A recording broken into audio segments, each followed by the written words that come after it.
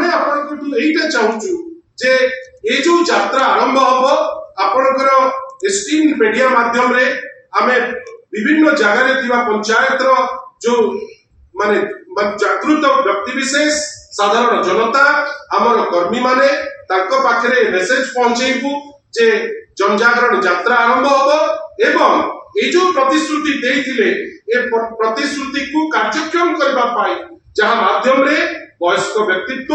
विधवा महिला निराश्रय माने एवं भिन्नक्षम माने तांकर जो प्राप्य तांकर जो जोटा तांको पे उद्दिष्ट से जिंस सेटा पाइबे एवं जे पर्यंत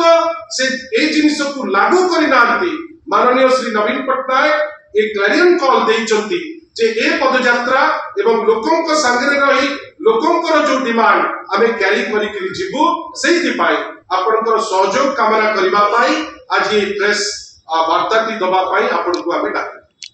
द्वितीय थिला जोटा आपण माने कहउथिले ए जो ओडिया अस्मिता कही आपण वोट नेले ओडिया अस्मिता कही बाहर घोड़ाटिया नेता को आनी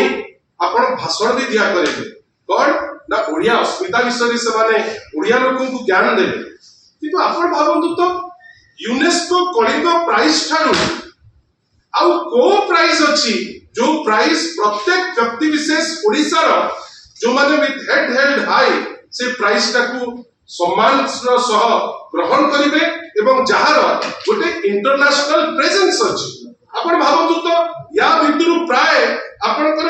72 जन लोक पाइचंती 7 जन होचंती नोबेल लॉरेट आमे जोटा श्री नवीन पटनायक लिखिचंती जे गोटे 32 वर्षर युवक पेरिस को जाइकिरी 1000 पाउंड दे 1951 रे आरंभ करितिबा गोटे अवार्ड जो अवार्ड 50 वर्ष परे बंधुगण आपनकर सहयोग एति पई कामना करूछु 51 रु 2002 पर्यंत जो जिनिस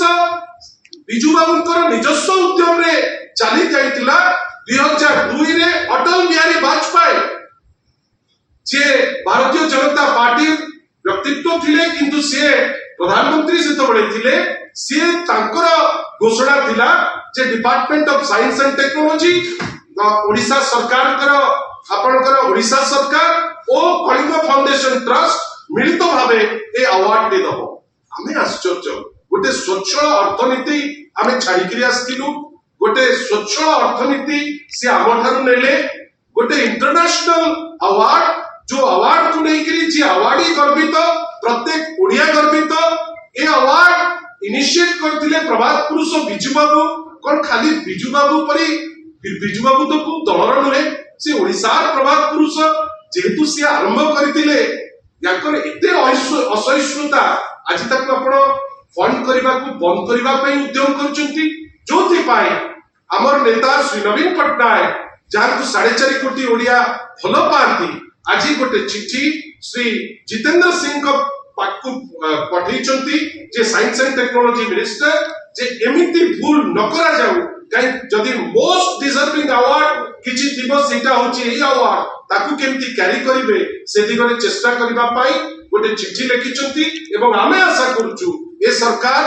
रंग बदलेवा सरकार केवल रंग बदलेवा जो सरकार जानिछि से रंग बदले छाड़ी बेले बेले किछि सेंस रे जिनस को आगामी खाली कटु टिप्पणी देले आपन को लोक ग्रहण करिवे गोटे पटे आपण प्रतिश्रुति पालन करि परदांती अन्य पटे जो प्लांट रे आपण आज शासन व्यवस्था को आछंती ओडिसा रो लोकन को द्वाही देई ओडिया अस्मिता ऊपर एटलीस्ट जो कमिटमेंट करथिले ताकू तो ऑनर करंतु आमे आपनकर सहयोग पुनी थरे चाहूछु ए जिनिस को लोकन को पाखरे पहुंचेबा पाई एवं पुनी थरे आपन को धन्यवाद देई मु मोर जहा वक्तव्य आपन पाखरे इसान करूछु।